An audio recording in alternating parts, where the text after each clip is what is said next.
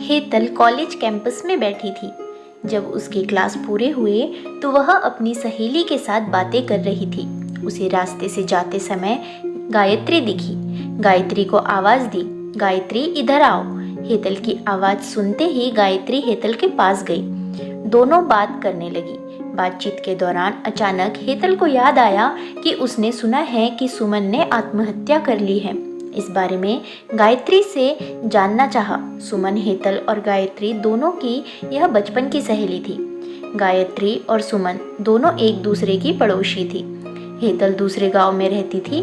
भले ही सुमन की 3 बार शादी की गई, लेकिन उसने आत्महत्या क्यों की? ऐसा सवाल हेतल के मन में आया। दरअसल वह अपनी प्यारी सहेली की आत्महत्या से बेहद दुखी थी। सुमन 9वीं कक्षा में थी, तभी उसकी पहली शादी हुई थी। सुमन देखने में बहुत सुंदर थी। वह होशियार, शालीन और भविष्य के सपनों में रंगने वाली लड़की थी। उसने अपने जीवन में कई सपनों को चित्रित किया था, पर घर के लोगों ने उसकी जबरदस्ती से शादी करवा दी। हेतल के पास इतने सारे सवाल थे कि वह नहीं जानती थी कि गायत्री से कैसे पूछूं, लेकिन हर बात की सच्चाई जानना चाहती थी। और आखिर में गायत्री से पूछा कि सुमन ने आत्महत्या क्यों की। एक क्षण के लिए गायत्री चुप हो गई। जल्दी से उसके मुंह से शब्द नहीं निकल रहे थे। उसने गहरी सांस ली और बोलना शुरू किया। 3 साल पहले सुमन की शादी अबीर नाम के शख्स से हुई थी। वास्तव में उसकी बहुत अच्छी गृहस्थी चल रही थी। दोनों एक दूसरे से प्यार करने लगे थे। जब भी यह दोनों साथ में बाहर जाते तो सभी कपल इनसे जलते थे। अबीर और उसके परिवार के सभी सदस्य अच्छे स्वभाव के थे। जैसा उसने सपनों में जोड़ीदार सोचा था, वैसा ही उसने अपना पार्टनर मिला था। उसके घर की स्थिति मध्यम थी। अबीर का एक छोटा सा होटल था। उसमें से उसके सारे खर्चे बांट देने के बाद कुछ पैसे बच जाते थे। घर की हालत बहुत साफ सुथरी थी। एक दिन वह होटल से घर बाइक पर आ रहा था। एक बड़ी कार से उसका बहुत बड़ा एक्सीडेंट हो गया और इसमें उसे काफ़ी चोटें आईं। हादसे के बाद उसे अस्पताल ले जाया गया, लेकिन सिर में गंभीर चोट लगने के कारण इलाज के दौरान उसकी मौत हो गई। सुमन को बहुत दुख हुआ, लेकिन उसके ससुराल वालों को गलतफहमी थी कि अबीर की दुर्घटना सुमन की वजह से हुई थी। वह अपशकुनी है, ऐसा उनको लगता था। उनमें से कोई भी उसे समझ नहीं पाया। अबीर के जाने के बाद कुछ दिनों के भीतर ही सुमन को घर से निकाल दिया गया। उसे घर से बाहर निकालने के बाद वह मायके आ गई और कुछ दिन मायके में ही रही। लेकिन आसपास पड़ोसियों में चर्चा हो गई तो उसके माता पिता फिर से उसके लिए रिश्ता ढूंढने लग गए। जब वह बाहर निकलती थी तो लोग हमेशा उसे ताने मारते थे। इस वजह से सभी बहुत परेशान हुए। ऐसे में उन्होंने जल्दी में अमोल से शादी करवा दी। अमोल बहुत बुरा आदमी था। दारू पीता था, कुछ काम धंधा नहीं करता, चोरी करता, मारपीट करता। उसका रोजाना यही काम था। इस सब से सुमन को बहुत दुख होता था, पर वह कुछ नहीं कर सकती थी। एक रात को वह देर से घर आया और जल्दी में घर में कुछ ढूंढने लगा।